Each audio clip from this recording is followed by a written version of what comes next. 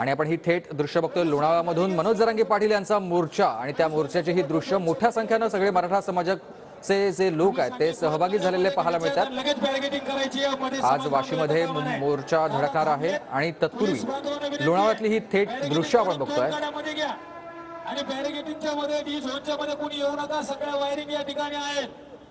कुणबी हे मराठवाड्यात नाहीत असं जे म्हटलं जायचं, आता त्या मराठवाड्यामध्ये जवळपास 32,000पेक्षा जास्त कुणबी नोंदी आढळलेल्या आहेत आणि 22,000पर्यंत जवळपास आपण कास्ट सर्टिफिकेट कुणबी जातीचे प्रमाणपत्र इश्यू केलेले आहेत। तर शासन करत असलेल्या ह्या सगळ्या कामकाजाची माहिती मी परवाही त्यांना दिलेली आहे।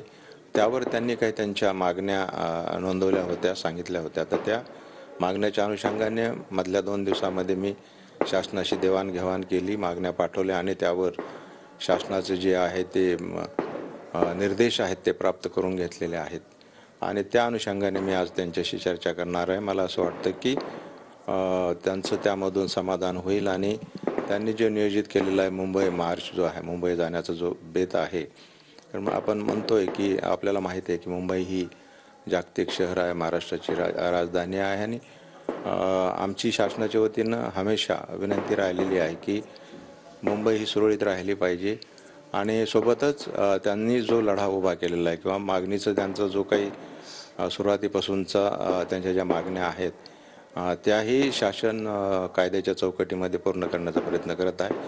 तेच आज मी त्यांना समजून सांगून त्यांचं मन वळवण्यासाठी या ठिकाणी आलेलो आहे।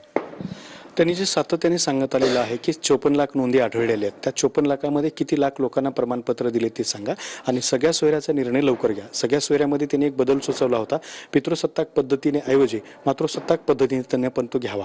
तर या संदर्भात तुम्ही सरकारकडे काही भूमिका मांडली का? सरकार त्या संदर्भात सकारात्मक आहे का? याच्यामध्ये आता त्यांनी ज्या मागण्या केलेल्या आहेत त्याच आपण जे आता विचारल्या त्याच त्या मागण्या आहेत, त्यापैकी त्या मागण्या आहेत।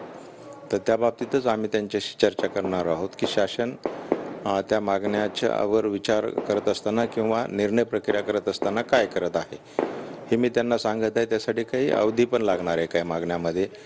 जसं की आपल्याला माहिती आहे की कुठला निर्णय घेत असताना तो लागलीच घेता येत नाही। यापूर्वी काढलेले GR त्यामध्ये राहिलेल्या जे काही ज्यामधून काही अडचणी आल्या असतील त्या दूर करण्याच्या अनुषंगाने कायदा विभागाचे अभिप्राय घेतले जातात, लीगल ओपिनियन घेतले जातात, कायदेविषयक सल्लागारांचा सल्ला घेतला जातो, कॅबिनेट आणि विधिमंडळामध्ये सुद्धा विषय जातात आणि काही न्यायालयीन प्रक्रियेमध्ये सुद्धा विषय काही आलेले असतात। त्यामुळे ह्या सगळ्या बाबीचा साकल्याने विचार करून शासन निर्णय घेत असतं।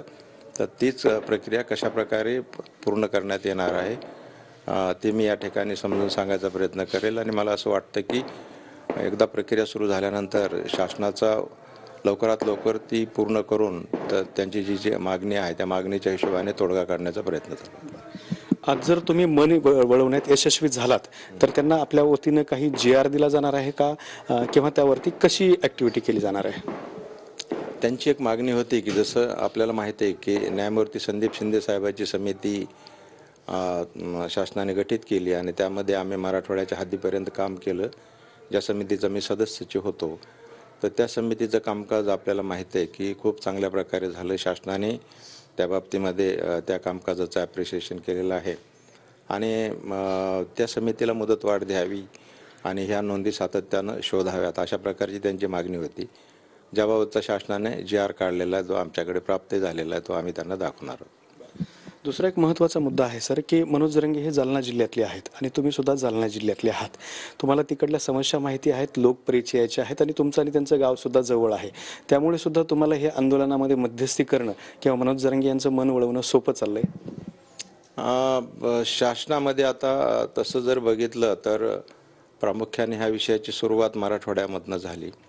शासनाने पहिली जी समिती फॉर्म केली त्यामध्ये सुद्धा निजामकालीन पुरावे, कागदपत्रे, अभिलेखे, सनदी इत्यादी त्याचा समितीनं अभ्यास करावा आणि त्याप्रमाणे याच्यावरती मराठवाड्यामध्ये जी कुणबी प्रमाणपत्राची मागणी आहे ते त्या